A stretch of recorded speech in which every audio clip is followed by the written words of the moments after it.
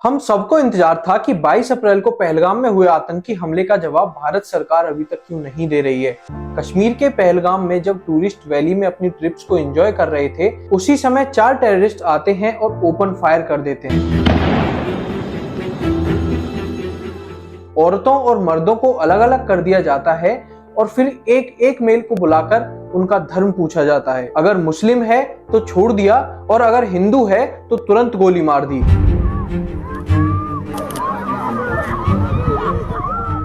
आतंकियों की इस बर्बरता से पूरा हिंदुस्तान दहल गया और लोगों में गुस्सा बढ़ने लगा। पाकिस्तान स्पॉन्सर्ड आतंकियों ने हिंदुओं को उनकी पहचान के आधार पर चुन चुन कर मारा था और औरतों को इसलिए जिंदा छोड़ दिया था ताकि वो जाएं और अपनी सरकार को बताएं कि उनके पति को कैसे मारा गया। लेकिन 7 मई को सुबह 1 बजे जब इंडियन आर्म फोर्सेस ने ऑपरेशन सिंदूर को एग्जीक्यूट किया, जिसमें पाकिस्तान के 9 आतंकी अड्डों पर स्ट्राइक किया, उससे उन परिवारों को तो राहत मिली ही जिन्होंने पहलगाम में अपने लोगों को खोया था, साथ ही हर हिंदुस्तानी का सीना गर्व से चौड़ा हो गया। दोस्तों, कुछ घंटों में सब कुछ बदल गया। सिर्फ बॉर्डर पर ही नहीं बल्कि पूरा नैरेटिव ही बदल गया। इंडिया पाकिस्तान के बीच का रिश्ता जो पहले से ही बदतर था, टेररिज्म को हैंडल करने का तरीका और सबसे इंपॉर्टेंट वॉर का डेफिनेशन भी। इस वीडियो में हम बात करेंगे ऑपरेशन सिंदूर की, कैसे पाकिस्तान ने उस पर रिएक्ट किया और कैसे इंडिया के S-400 air defence missile system ने पाकिस्तान के एक भी ड्रोन या मिसाइल को हिंदुस्तान की जमीन तक टच नहीं करने दिया। ऑपरेशन सिंदूर नाम इमोशनल है, लेकिन इसके पीछे जो स्ट्रेटजी है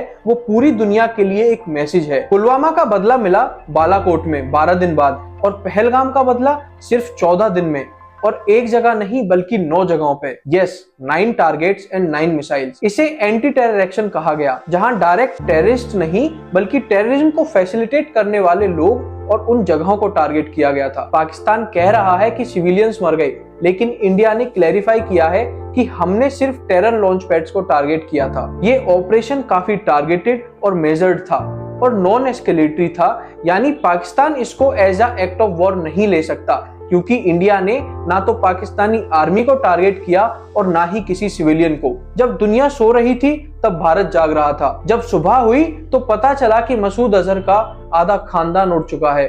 ऑफिशियल काउंट बोलते हैं कि 100 से ज्यादा टेररिस्ट मारे गए, लेकिन ग्राउंड रिपोर्ट्स कहते हैं कि ये संख्या 300 के आसपास थी। अब सवाल उठता है कि पाकिस्तान ने क्या किया?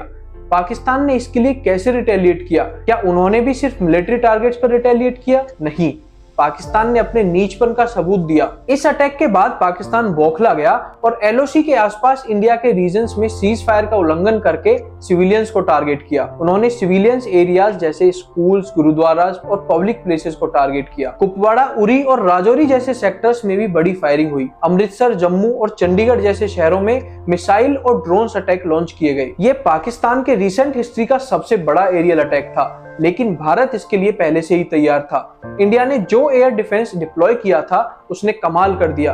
S-400 मिसाइल सिस्टम, जिसे आर्म फोर्सेस में सुदर्शन चक्र के नाम से जाना जाता है, उसने पाकिस्तान के मिसाइल्स और ड्रोन को हवा में ही धूल चटा दी। पंजाब, राजस्थान और जम्मू के आसपास के जो मिलिट्री डेब्रिस मिला, उससे क्लियर हो गया कि ये अटैक कितना इंटेंस था। लेकिन इंडियन एयर डिफेंस सिस्टम्स ने सब कुछ न्यूट्रलाइज कर दिया। एक भी ड्रोन या मिसाइल सिविलियन टारगेट पे डायरेक्ट हिट नहीं हुआ। इसके साथ ही भारत के इंटीग्रेटेड अनमैन डिफेंस सिस्टम्स ने छोटे ड्रोन्स को लेजर और एंटी ड्रोन गन से उड़ा दिया। यहाँ तक कि एक और मिसाइल जो अमृतसर के आसपास हरिमंदिर साहिब के नजदीक गिरने वाली थी, उसे भी इंडियन फोर्सेस ने हवा में ही डिस्ट्रॉय कर दिया। ये भी प्रूफ मिल रहा है कि पाकिस्तान ने हरिमंदिर साहिब को भी एलिजिडली टारगेट बनाया था। पाकिस्तान का हमेशा से प्लान रहा है कि इंडिया में कम्युनल राइट्स फैलाए जाएं, और यही कोशिश उन्होंने पहलगाम में की थी, जब उन आतंकियों ने सिर्फ हिंदुओं को चुन चुन कर मारा था। पाकिस्तान चाहता है कि भारत के अंदर सिविल वॉर हो, और इसी पर्पस को फुलफिल करने के लिए उन्होंने अमृतसर के कई गुरुद्वारों को भी टारगेट किया। उनका बेसिक प्लान था कि सिख कम्युनिटी को प्रोवोक करना और हिंदुओं के खिलाफ भड़काना, लेकिन प्लान फेल हो गया क्योंकि भारत की आर्मी अलर्ट थी, इंटेलिजेंस प्रिसाइज थी और रिस्पॉन्स सर्जिकल था। और यहाँ एक और डर्टी गेम खुला, खालिस्तानी एलिमेंट्स का।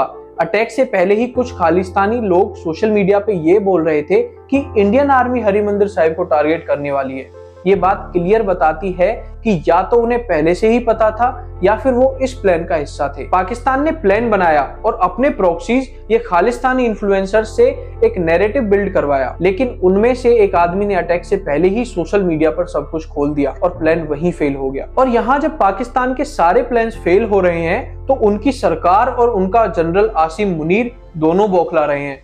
9 मई को जब गवर्नमेंट ऑफिशियल्स ने प्रेस कॉन्फ्रेंस की तो उन्होंने बताया कि बीती रात पाकिस्तान ने लगभग 300 से 400 टर्किश ड्रोन्स का यूज किया है इंडिया के 15 सिटीज को टारगेट करते हुए। प्रेस कॉन्फ्रेंस में कर्नल सोफिया कुरैशी ने बताया कि सैकड़ों की तादाद में ड्रोन्स छोड़े गए थे जिन्हें इंडिया के डिफेंस सिस्टम ने न्यूट्रलाइज कर दिया और इस तरह से डिफेंस छोड़ना सीज फायर एग्रीमेंट का सीधा सीधा वायलेशन है। प्रेस कॉन्फ्रेंस में यह भी बताया कि ये 300 से 400 टर्किश ड्रोन्स पाकिस्तान ने ऐसे एरियाज को टारगेट करते हुए छोड़े थे जहां ज्यादा मिलिट्री इंस्टॉलेशंस है, जिनमें ज्यादातर एरियाज जम्मू कश्मीर, राजस्थान और पंजाब के हैं। इन ड्रोन्स में लगभग 50 ड्रोन्स ऐसे थे जिन्हें एयर डिफेंस गन्स द्वारा ही गिरा दिया गया था और बाकी के S-400 air defence missile system ने। अब इसमें एक चीज सोचने की और है कि पाकिस्तान की ओर से भेजे गए ज्यादातर ड्रोन्स अनआर्म्ड थे और कैमरा फिटेड थे, जो कि इस बात की ओर इशारा करते हैं कि शायद पाकिस्तान हमारी डिफेंस कैपेबिलिटीज को टेस्ट कर रहा हो और ग्राउंड स्टेशन की रिलेड फुटेज कैमराज के थ्रू